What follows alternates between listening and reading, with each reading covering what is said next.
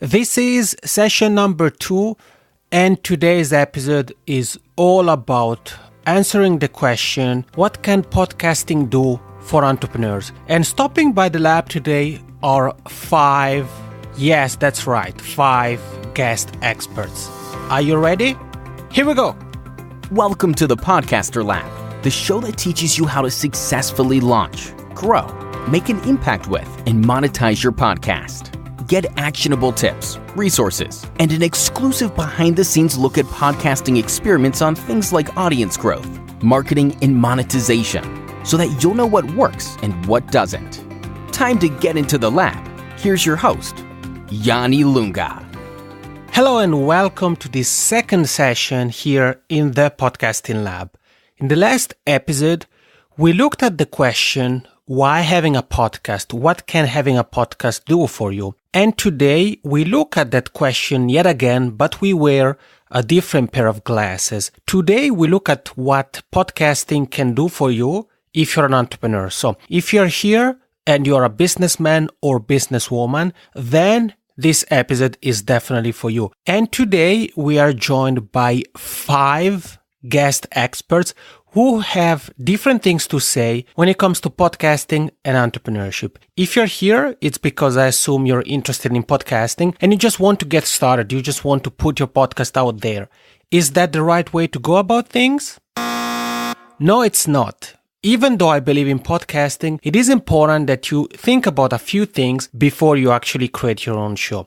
The first guest expert, Joe Pulizzi, who is the founder of the Content Marketing Institute and the host of This Old Marketing podcast, has something to share when it comes to having a business, thinking about launching a podcast. Let's hear what Joe has to say. It's actually very challenging if you start with a podcast as your main platform to grow your business. I think a better way to do it would be to grow your textual content online, whether that be blog or a website, and then build your email subscribers and really start to build an audience. And then once you do that, you can diversify into the podcast format and consistently deliver value over time. Not that it can't be done individually, but it is a little bit more difficult because you're sort of building your ship on rented land, if you will, let's say iTunes or Stitcher. And it's better to have something that you can control a little bit more, like your email marketing. And then you can push those people that already know you, that already liked you, over to your podcast. Joe, I agree with you so much. And you heard it. It is important to have your own online headquarters because, as Joe said, platforms like iTunes and Stitcher are controlled by somebody other than you. And the same can be said for social media, by the way. If you were to run your business only with a Facebook page, you're in a very risky situation because it's easy to get banned from Facebook, or they can easily change the algorithm or the rules or things like that. And you can't do anything about that. So even if you're interested in having a podcast, you should make sure that you have an online presence, in this case, a website. Joe mentioned an email list, which is a very key asset. And we're going to talk about both website development and email list in different episodes. So I'm definitely going to help you with that. But the point Joe made is very valid. And also you should keep in mind that at the moment, Google doesn't really rank audio content when it comes to search engine optimization, when it comes to Google results. The audio content you may create as a podcaster actually doesn't rank really on Google. They don't actually analyze the audio content per se. That's an additional reason why you want to make sure you have a website. In the last episode, Dave Jackson from the School of Podcasting and Ask the Podcast Coach joined us, and he had a couple of things to share when it comes to podcasting, and he touched upon something that can be very useful for you if you want to leverage your podcast as an asset for your business. So let's hear what Dave had to say. If you're a business, you're going to get a better understanding of your customer, which can then lead to you building better products. And the great thing about a podcast is people are going to get to know you, they're going to like you, and they're going to trust you. And when you do that, and you've actually built an audience, that's step 1, then if it's something you want to do, you can sell them stuff. You heard it. Dave said something so important. Sure, podcasting can help you build the know, like, and trust factor, which is important because people typically buy from those they know. they like and trust. But they've also said that you should build your audience first. So it's very important. If you start with your podcast, sure, you can think about the marketing, the monetization, and so forth, but focus on building your audience first. The more you focus on community building, the more impact the other things you're gonna do, marketing, monetization efforts, are gonna have, and the better you're gonna be at promoting your content and so forth. So make sure to focus on building a community. And you having a podcast not only can help you build the know, like, and trust factor, but can also do another thing. That's what Jessica Rhodes has to say. She is an entrepreneur and the founder of Interview Connections, and she connects podcast hosts with podcast guests. She's the author of the new book, Interview Connections, How to Rock the Podcast from Both Sides of the Mic, as well as the co-host of a brand new show called Interview Connections. So let's hear what Jessica thinks podcasting can do for businessmen and businesswomen. Podcasts are first and foremost an amazing relationship building tool. There's a ton of great benefits involving marketing and advertising opportunities and connecting with influencers that you want to be able to connect with. But first and foremost, podcasts give you the opportunity to build relationships with people in your community, building relationships with your clients by interviewing them on your podcast. You know, when you are working with clients, whenever I'm on the phone with clients, I'm like talking about their guests and talking about their interviews. But if I interview them on my podcast, it gives us this whole space to just talk about them and get to know each other better, which goes to retention. It keeps them, strengthens our relationship and keeps them with me longer. So I would just say, you know, relationship building tool, that is the biggest benefit that you'll get having a podcast. You heard it. Jessica said it. Having a podcast can really help you build relationships. And she touched upon a very interesting point, because she said that, sure, you may think about interviewing influencers or trying to connect with them and so forth. But first and foremost, having a podcast allows you to build relationships with people in your community. She shared a great tip, because she said, if you're somebody who's doing coaching or consulting, for example, then you could consider having an interview-based show where you interview your clients. It can be every now and then, it can be in every episode. It goes without saying that the focus of the episode or the angle shouldn't be just a promotional episode on how great your coaching services are, but it can work very well. And I can mention Jessica as an example, because with Interview Connections, as she said, she interviews her clients. She has done videos, and what happens for people is they tune in, they hear a success story, and they're like, interesting, okay. They tune in again, they hear a second success story. They're like, okay, interesting. They tune in a third time, they hear yet another success story, and they're like, and they start to notice that Jessica or Interview Connections is the common denominator of every episode. And at some point, they're going to be like, well, I keep hearing these great stories of success from people who are doing different things, but what they have in common is they have worked with Jessica and her team over at Interview Connections. I want to be successful too. Let me go out and start working with Jessica and Interview Connections. So featuring your clients could be a fantastic way to then attract more clients for you. If you're interested in interviewing influencers, Jessica often says something that I think is so true. Even though you may want to interview influencers because you think it's cool and so forth, interviewing influencers is going to help you only in terms of authority building, and that's pretty much it. If you're thinking to feature big names in your industry on your podcast because that is going to explode your podcast, there's going to be plenty of downloads, that won't be the case. I thought like that when I started out. Even with the Jazz Spotlight, I interviewed Grammy Award winning artists, and I thought, one tweet from them is going to be enough to drive thousands of people toward the episode, and since they're fans, they're going to listen. That wasn't the case at all. It is good to feature influencers on your podcast, but as Jessica often says, try to interview people that you may do business with. Be realistic. You can interview the top players in your market, but that's probably going to be the only interaction you're going to have. So keep that in mind. And also, whenever you approach interviews, approach them, as I said in the last episode, as a possible beginning of a collaboration. So I said the example of the Podcast Success Summit, where I've used interviews or the connections I've done through interviews for the 360 Entrepreneur podcast. I used that to then invite the people I interviewed to be part of the Podcast Success Summit. So the collaboration in that case continued. We've talked about the know, like, and trust factor. We talked about relationship building. And early on, Joe Pulizzi said that it's important and it's better to start with a website. Once you have your website and so forth, then you can start with a podcast. And here's what Joe has to add. Once you start developing a podcast, you will get closer to your audience and your customers than you have with any other medium. It's simply unbelievable that our podcast, Robert Rose, and my podcast, This Old Marketing, how we're able to connect with so many amazing people. They know where we're going, what we're like. We get fan mail all the time, and it actually does drive the business. So the challenge is you have to deliver consistently over time with real value to make it work. Well, you heard it. Different people are actually mentioning similar things. Dave Jackson a moment ago talked about the community building aspect, building an audience, and now Joe Pulizzi said it. Once you have a podcast, you can really build an audience of raving fans.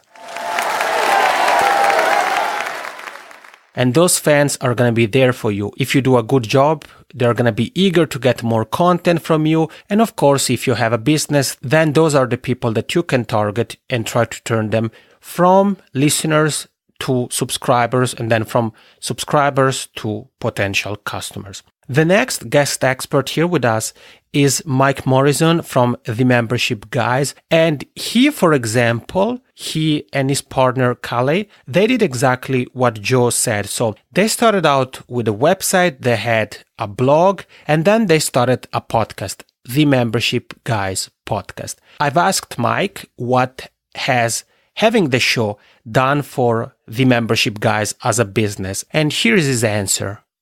Podcasting is very important for our business. Not only is it a big source of new members for our membership site, but it's also enabled us to develop real relationships and even friendships with influencers, experts, and peers in our market and in related markets. And that's opened up a wealth of opportunities for our business. Are you starting to noticing some trends here? What Mike just said, he used the word opportunities, and that's something we mentioned in the first episode.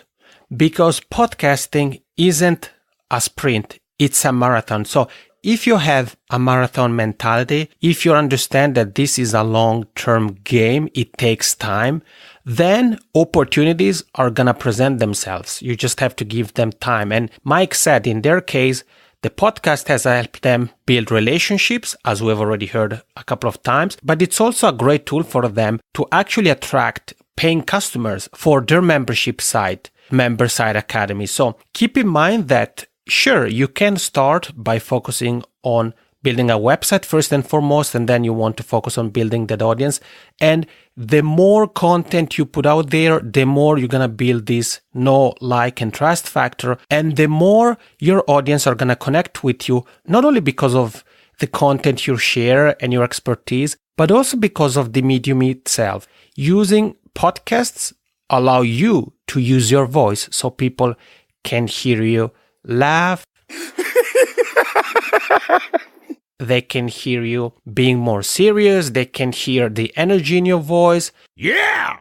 And as they listen to you, they're really going to feel as if they know you. So keep that in mind, that podcasting can really do many things for your business. Now, we've talked about what having a podcast can do for entrepreneurs. And in general, we've talked about online businesses. The experts that have stopped by the lab here today all have businesses that have online components to them. But what about local businesses? What if you're here with me, Joe, Dave, Jessica, Mike, and you have an offline business, you have a local business. You don't want to build a global audience necessarily, but you want to connect with those around you, those that could potentially hire you, walk through your door, and so forth. So in that case, what would the benefits be for you? What can podcasting do for local business owners like you? Well, that's what I asked today's last guest expert. He is DJ Shri, DJ, marketer, and the host of the top-ranking music show, Mobile DJ Tips. So Shri, what are the benefits of podcasting for local business owners? being a DJ for so long, a lot of the business is providing services locally, right? When people need a local DJ for an event, be it a corporate event, a wedding, a birthday party, podcasting can really change that because people get to hear what a DJ can do behind the booth, right? A lot of the times you don't hear the DJ actually talking. He speaks through the music he plays, but you don't always get to hear his voice. So I actually know a couple of DJs that, started their own podcast. And not only do they mix on it, but they sometimes talk over the music and they explain why they played a certain song or something. So I think it adds a little bit more flavor to their business. And especially it gives the clients a little bit more ideas into why they play the music they play, which can differentiate them as a DJ service business owner. So podcasting can really change a local business owner's thing where they're able to present their unique selling proposition the way they want to. And, of course, build a following from it as well. So I think it's very useful. I love it. Thank you, Shri. Thank you, Mike. Thank you, Joe, Jessica, and Dave for being here on the Podcaster Lab. You heard what all of them had to say. It doesn't really matter what type of business you have. Podcasting can do many different things for you. Can help you build a human connection with your audience, as Shri said. So for DJs, not only they can play music, but they can also talk. So a potential client get to know more about you as a person, more about your personal brand, about your value. And perhaps you're going to say some things on the show that you don't think about too much, but that actually resonate with certain people who listen to you. And then some of them could turn into customers. So it can do that. It can help you build relationships with the people around you. You can leverage podcasts to connect with experts, with peers, with influencers. Again, keep in mind that interviewing influencers isn't something that is gonna exponentially grow your podcast. And also keep in mind that when we're talking about networking, building relationships through podcasts, it doesn't necessarily mean that you have to host an interview-based podcast. In fact, you could host a solo podcast or a co-hosted podcast where it's just you and your co-host, and you can still build great relationships with other people. So keep that in mind. If interviews aren't your thing, then you shouldn't start an interview-based podcast just because many business podcasts actually use interviews as the format. That's very important. Keep that in mind. And as Shri told us, it doesn't really matter